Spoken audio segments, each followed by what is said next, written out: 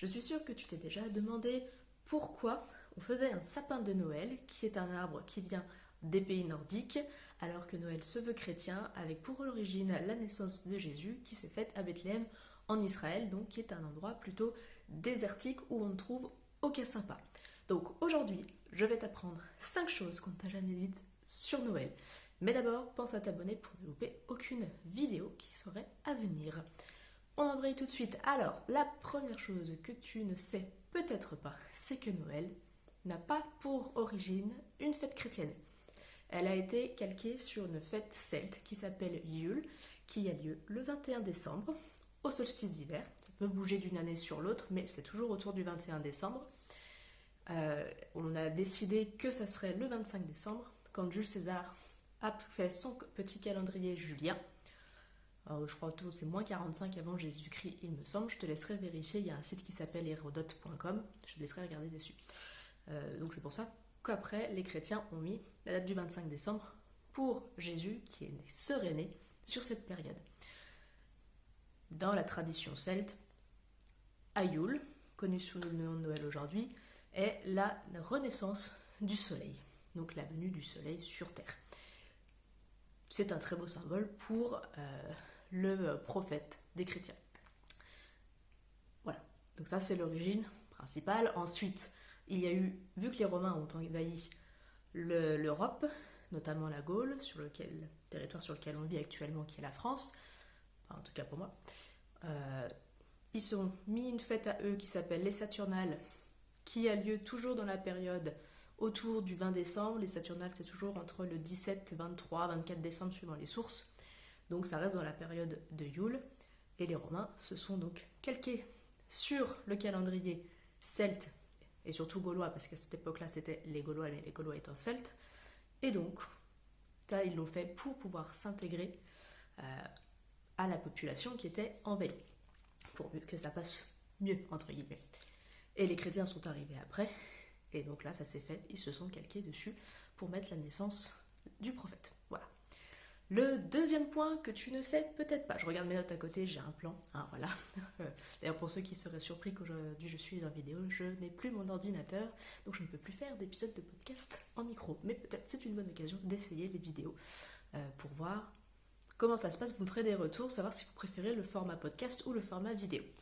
Le deuxième point qu'on va voir ensemble, c'est le Père Noël. Savais-tu que le Père Noël n'a pas été inventé par Coca-Cola?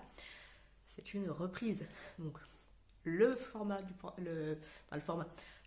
portrait du Père Noël qu'on a actuellement, effectivement, a été amené par les États-Unis quand Coca-Cola a créé sa pub. D'ailleurs, c'est la pub qu'on attend toutes les années en général à Noël.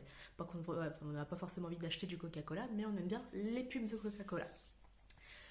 Le Père Noël serait, donc là c'est des hypothèses, mais l'hypothèse la plus probable serait un mix entre un dieu scandinave qui s'appelle Thor, que vous connaissez tous grâce à Marvel, un dieu scandinave qui a un niveau d'humilité très peu élevé, il est très très très humble ce dieu, bref, et un dieu gaulois qui s'appelle Gargan. Donc il y a des descriptions tout autour de ces dieux, et ce mélange en fait entre les deux aurait créé le Père Noël, parce que par exemple, il faut savoir que Thor, dans la tradition scandinave, descendait par les cheminées pour chercher le feu qui est son élément quand il faisait froid l'hiver, donc il essayait de trouver la source du feu, et quoi de mieux qu'une cheminée où effectivement, normalement, vous trouvez du feu. Et Gargan est décrit comme un dieu barbu, vieillard, cliché du Père Noël qu'on a actuellement, qui a une hotte et qui offrait des cadeaux aux enfants, mais aux enfants qui perdaient un parent en temps de guerre. Si vous voulez en savoir plus, je vous dirai tout quand je ferai la vidéo, le live, dans mon groupe de Cercle des âmes sorcières, le 21 décembre prochain, date de Yule. Voilà. Le troisième point qu'on va aborder, c'est le sapin de Noël. Et oui, d'où il sort, c'est ce que je vous disais en introduction. Il n'y a aucun lien logique entre un sapin, un arbre qui vient d'un pays nordique, qui est persistant au froid, et un pays avec un climat chaud, peut-être les nuits fraîches, hein, c'est un climat désertique plutôt, où ne poussent pas les sapins, les oliviers éventuellement, mais pas les sapins. Donc si on suit la tradition chrétienne, on pourrait se poser la question plutôt de pourquoi on n'a pas mis des oliviers par exemple, ou un autre arbre qui pousse en Israël, je ne suis pas spécialiste. Donc, moi je vais vous donner la réponse, c'est une tradition viking. Les vikings, sur la période de Yule, donc toujours la même période, hein, autour du 21 décembre, allaient chercher dans les bois un arbre qui symbolise l'éternité. Donc pour ça on prenait un sapin parce que les conifères sont des arbres entre guillemets éternels parce que ils ont le feuillage, voilà, comme ça, qui est persistant, qui reste vert toute l'année, même quand il fait très froid. Donc ils symbolisent l'éternité pour eux, et ça leur permettait aussi ils gravaient en fait des runes dessus pour soit marquer des prières, soit ils faisaient des prières pour demander la bonne fortune et la protection à leur dieu. Voilà, donc ce beau petit sapin nous vient des Scandinaves et non pas d'Israël. Il faut savoir que les traditions scandinaves, germaniques et celtes se ressemblent beaucoup, avec des noms différents pour les fêtes, pour les dieux. C'est assez similaire. Voilà. Le quatrième point qu'on va voir ensemble, c'est le gui. Donc pour ceux qui sont fans des... comment ça s'appelle ? J'appelle ça les nanars de Noël. Les téléfilms de Noël. Voilà. Que je regarde, hein, j'appelle ça des nanars parce que ce sont des nanars. Mais voilà, c'est toujours marrant de regarder quelques-uns dans la période des fêtes. Vous voyez toujours une boule de gui, c'est très américain, très cliché américain, où les protagonistes principaux, souvent sur les scènes finales, le couple qui se forme, s'embrasse sous un gui.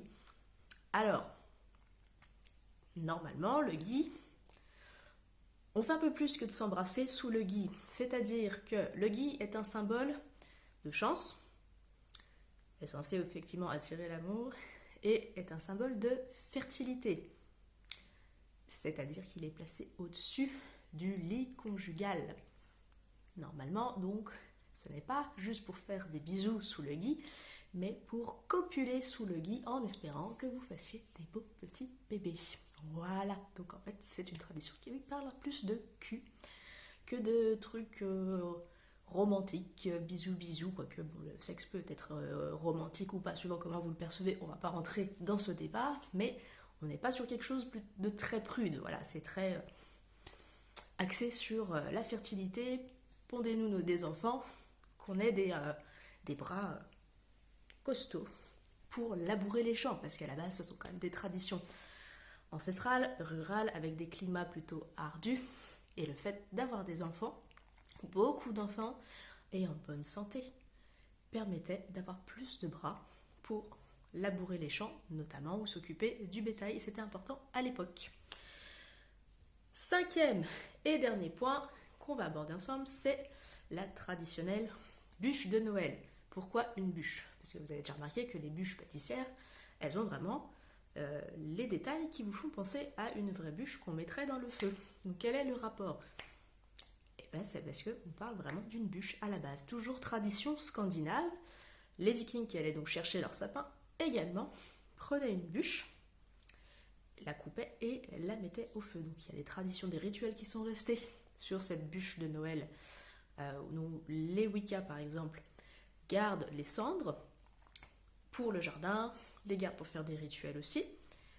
Ça c'est si vous voulez en savoir plus, encore une fois, inscrivez-vous au cercle des âmes sorcières que j'ai créé. Comme ça on rentrera plus dans les détails. Mais on brûle effectivement une vraie bûche de chêne. Certaines fois c'est du pain, mais traditionnellement c'est du chêne qu'on brûle, qui va symboliser le retour de la lumière. Donc on fait flamber la bûche normalement toute la nuit, mais sinon c'est un minimum de 12 heures.